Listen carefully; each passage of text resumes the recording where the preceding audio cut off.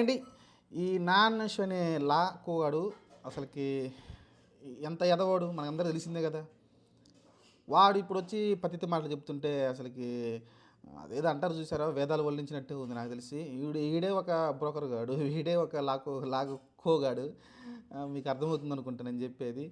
వీడు లేచిన కానించి మాట్లాడే బూతులు, వీడు లేచిన కాని చేసే పనులే బూతుల పనులు. వీడు సమాజానికి ఏం ఉద్ధరించాడు, సమాజానికి ఏం మెసేజ్ ఇస్తున్నాడు.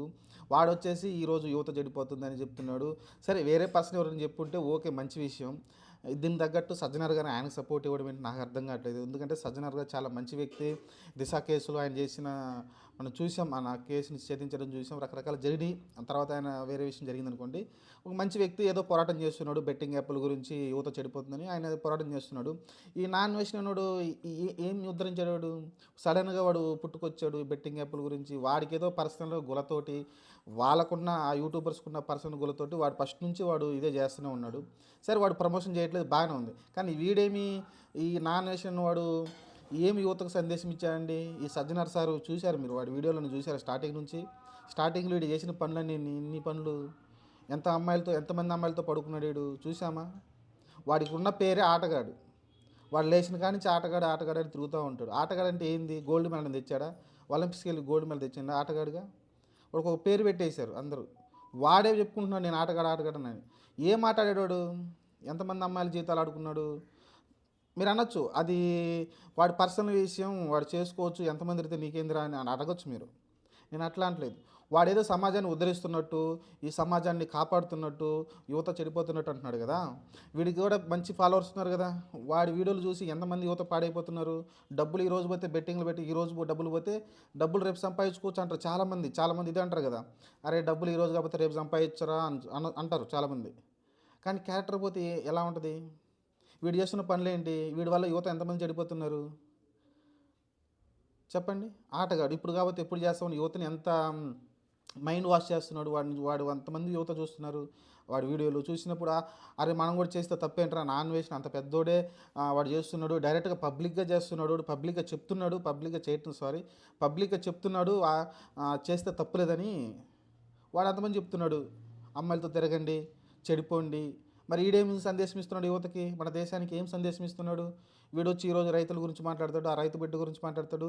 ఓకే, ఆ రైతు బిడ్డ తప్పు చేశాడా, ఏం చేశాడు అనేది పక్కన పెట్టేది, సెకండరీ. వీడికేం హక్కు ఉందని నేను క్వశ్చన్ చేస్తున్నాను అండి. నాకు అర్థం కావట్లేదు, వీడికేం హక్కు ఉంది? సరే చెప్పాలి కదా. ఈడి సరే ఉద్ధరించాడు, యువతకి మంచి సందేశం ఇస్తున్నాడు, లేకుంటే యువతకి ఇది చేస్తున్నాడు అనుకుంటే వీడేం చేస్తుంది? మన సంస్కృతి సాంప్రదాయాన్ని వీడేమైనా కాపాడుతున్నాడు? వీడు లేచిన కాడ నుంచి దేశం గురించి పోరాడుతూ అంటాడు, దేశం గురించి చెప్తా అంటాడు, నా దేశం నాకు గర్వకారణం అంటాడు. మరి వీడు ఏం చేస్తున్నాడు? అసలుకి మన సంస్కృతి సాంప్రదాయం ఏంటి? పెళ్ళేంతవరకు ఇంకొక అమ్మాయిని ముట్టుకోకూడదని మన సంప్రదాయం ఉంటుంది. పొరపాటున వేరే అక్ర సంబంధం పెట్టుకుని అది బయటికి చెప్పుకోవడానికి కూడా చాలా ఇబ్బంది పడుతుంటారు. చెప్పుకుంటే పరువు పోతుందని చాలా భయపడే సంస్కృతి మంది. అలాంటి సంస్కృతిలో పుట్టిన ఈడు లాకోడు గడ ఏం చేస్తున్నాడు? వాడు చేసే పని ఏంది? అదే పని కదా. లేచిన కాడి నుంచి వాడు వీడియోలో చెప్పేది ఏంది? ఆటగాడు అంటాడు. ఏం మాట్లాడుతున్నాడు వీడు? యువతకి ఏం సందేశం ఇస్తున్నాడు వీడు? అదే చెబుతున్నా, వేదాలు ఉల్లించినట్టే ఉంటుంది నా అన్వేషణ వాడు మాట్లాడుతుంటే ఇలాంటివన్నీ. సరే వాడేదో పోరాడుతున్నాడు బెట్టింగ్ యాప్ల గురించి, ఓకే బాగానే ఉంది. కానీ వీడు అతిగా మాట్లాడి వేరే పర్సనల్ జీవితాల గురించి మాట్లాడే హక్కు వీడికి ఎవడు ఇచ్చాడు? వీడు అంతా నిజాయితీపరుడని ఎవడు చెప్పాడు? ఇప్పుడు ఒక వ్యక్తి సజ్జనారుగా ఉన్నారు, ఆనెస్ట్ పర్సన్, ఆయన దీని గురించి బెట్టింగ్లు చెప్తున్నాడంటే ఓకే బాగానే ఉంది. అదే ఒక ఫ్రాడ్ గాడు వచ్చి ఈ బెట్టింగ్ యాప్ల గురించి మూసేయాలి అన్ని చేయాలంటే ఎలా ఉంటుంది? అలానే నాన్ వేషన్ అనే వ్యక్తి కూడా వాడు కూడా వాడు రెస్పెక్ట్ ఇచ్చే అవసరం కూడా లేదు మనకి. ఎందుకంటే వాడంత పతితి కాదు, అంత గొప్ప సంఘ సంస్కృతి కూడా కాదు వాడు. వాడి యువతని ఎంతమందిని చెడగొడుతున్నాడు వాడి వీడియోల ద్వారా మనం చూస్తున్నాం. వాడు ఏదో ప్రపంచ యాత్రికుడు. ఇప్పుడు చాలామంది ప్రపంచాన్ని చాలామంది యువత వెళ్తూ ఉన్నారు, ట్రావెల్ చేస్తూ ఉన్నారు. చాలామంది యువత యూట్యూబ్లో పెడుతున్నారు. వాళ్ళందరూ ఇలాంటి సోదేపరాలు ఏం చేయట్లేదే. చాలామంది యూట్యూబర్స్ పద్ధతిగా చేసుకుంటూ పోతున్నారు కదా.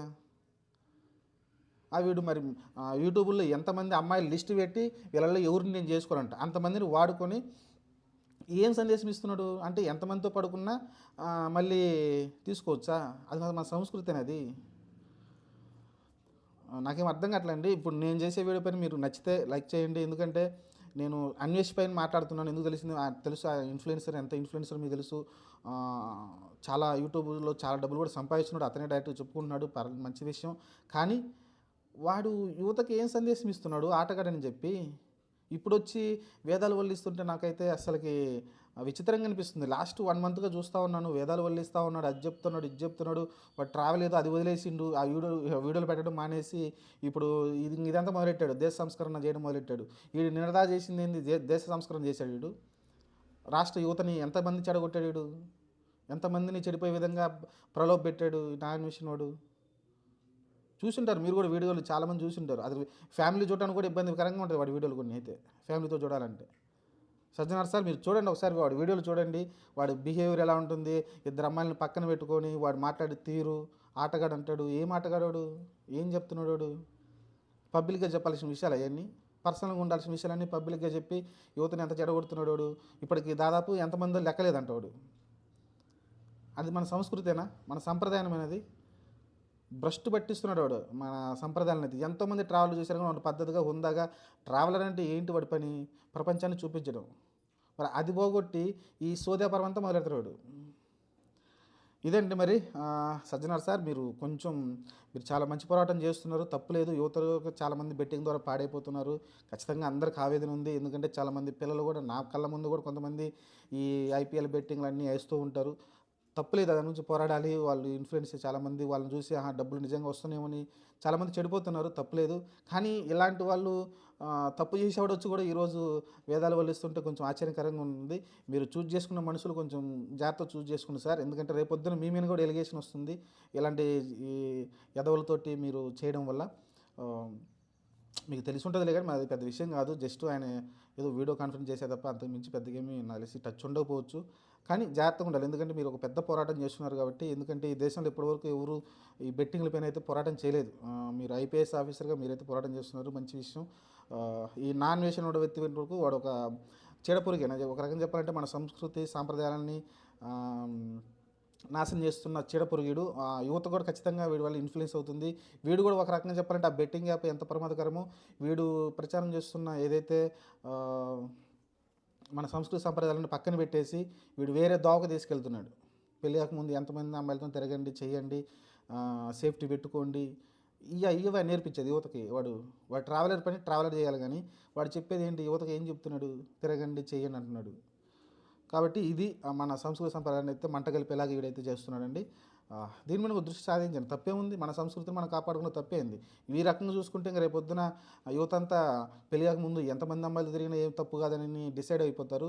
అది చాలా రాంగ్ డైరెక్షన్లో యువత అయితే వెళ్ళిపోతుంది. అది ఖచ్చితంగా కట్టడి చేయాలి. ఈ నాన్ వెన్షన్ వాడు చాలా ఇన్ఫ్లుయెన్సర్, ఖచ్చితంగా చాలామంది యువత వాడి వీడియోలు చూస్తున్నారు. చెప్పాను కదా, ఫ్యామిలీతో వాడి వీడియోలు చూడలేమని, అంత దరిద్రంగా ఉంటాయి వాడి వీడియోలు. కొన్ని వీడియోలు మంచి వీడియోలు పెట్టాడు, కానీ ఉండంగా ఏంటంటే వాడు ఒక బ్రోకర్ లాగా అమ్మాయిల్ని ట్రాప్ చేసే రకంగా తయారయ్యాడు వాడు యూట్యూబ్ ఛానల్లో. ఇదండి నేను చెప్పాలనుకుంటుంది. నేను చెప్పిన దానిపై మీకైతే నా అభిప్రాయం, నేను తప్పుగా మాట్లాడాలంటే కామెంట్ చేయండి. మీరు తప్పు మాట్లాడాలని, మంచిగా మాట్లాడాలంటే మీరైతే కామెంట్ చేయండి, కరెక్ట్ అని అయితే లైక్ చేయండి, షేర్ చేయండి. Thank you.